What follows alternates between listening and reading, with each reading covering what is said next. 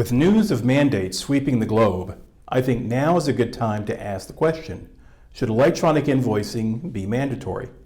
We'll look at the pros and the cons of e-invoicing and whether it should be mandated to make it truly universal. Next on this episode of The Savvy Report.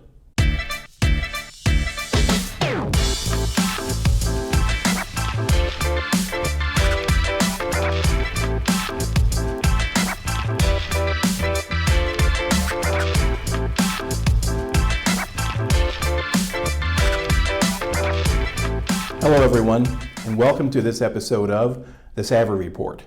I'm Ernie Martin.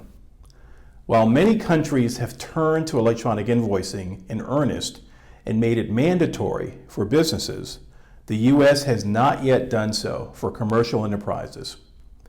The federal government, when doing business with suppliers, has mandated e-invoicing for suppliers working with its agencies over the last several years, but not so for B2B. The push for e-invoicing has been driven primarily by Fortune 1000 companies with global supply chains and annual invoice receipt volumes of at least 100,000. But more often, these companies have as many as 1 million invoices or more annually that they receive from their suppliers. That's a lot of invoices to handle manually. So large customers want it, but do suppliers want it as well? Well, the jury is still out on that one, but electronic invoicing has its benefits. For the customer, it reduces or eliminates the manual processing of invoices when they're submitted by suppliers. It reduces the cost typically associated with manually handling invoices.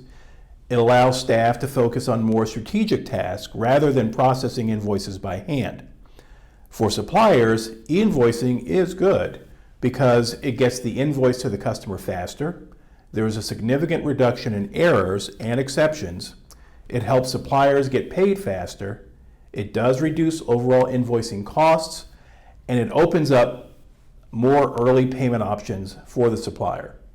Now, there are shortcomings to electronic invoicing as well, specifically for the supplier. For example, implementation or onboarding of suppliers can still be a pain in the neck for many suppliers. Exceptions can still occur when submitting invoices, especially when the supplier connection is not perfectly aligned to the customer's business rules. And suppliers must often submit e-invoices to different customers using different solution providers. That's like having to watch 5 different TV shows on 5 different televisions. But e-invoicing must be a solution whose time has come, right? After all, many countries are moving in the direction of making it a requirement. Europe has led the way on digitizing invoices and payment for businesses and consumers. For example, the EU implemented Directive 2014-55/EU, which simply means that invoices will be submitted electronically based on an agreed-upon standard by those suppliers working with government agencies and companies within certain industries related to things like infrastructure. More specifically, Germany passed legislation in 2017 making e-invoicing mandatory in public procurement of the federal government.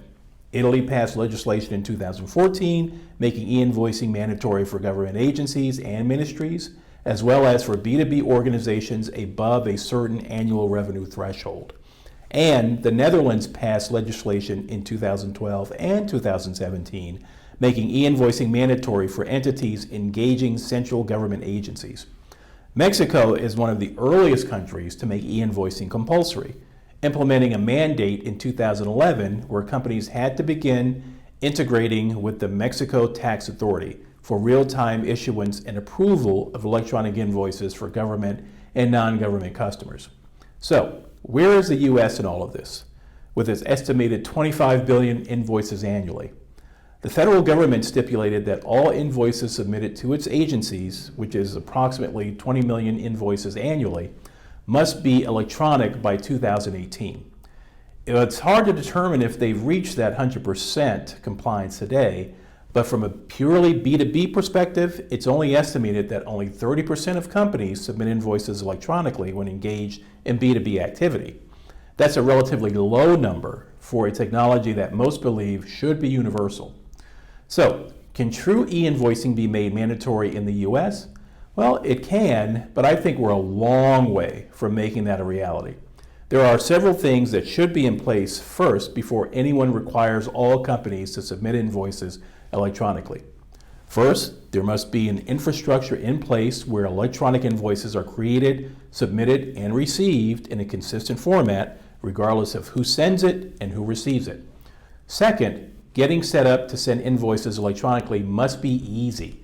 In our most recent perception study, we found that 29% of suppliers indicated that implementing an e-invoicing solution for their organization took 1 month or longer, and sometimes as long as 6 months. Third, there must be interoperability. Again, our perception study indicated that suppliers submitting electronic invoices to 10, 20, even 30 different customers using multiple solutions. That doesn't sound like interoperability to me. If the world's biggest economy hopes to truly have universal e-invoicing, the best way to go about it is to not simply mandate it, but to make it as easy as possible to use. When you think about technology that's truly ubiquitous, such as the internet, smartphones, electric cars, and so on, no government entity had to mandate their use. The key was it was so attractive for potential users that the market just quickly grew organically. Also, incentives work better than mandates. If we want e-invoicing to be universal, using the message of cost savings only will not really do it if implementing it is still a pain in the neck. So who's going to create that infrastructure highway that allows for standardized electronic invoicing? Well, the Business Payments Coalition, in collaboration with the Federal Reserve Bank of Minneapolis, is working on an electronic exchange framework, which, as described by the coalition, is a set of standards, policies, and guidelines enabling businesses to connect once and exchange with anyone within the framework, independent of their platform, system, or application. The Business Payments Coalition will roll out a market pilot for their proposed exchange framework early next year.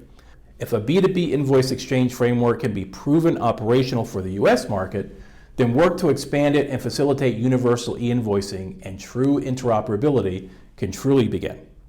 Now, it's understandable that some e-invoicing solution providers say they offer interoperability because they have built a platform where they and some of their partners operate.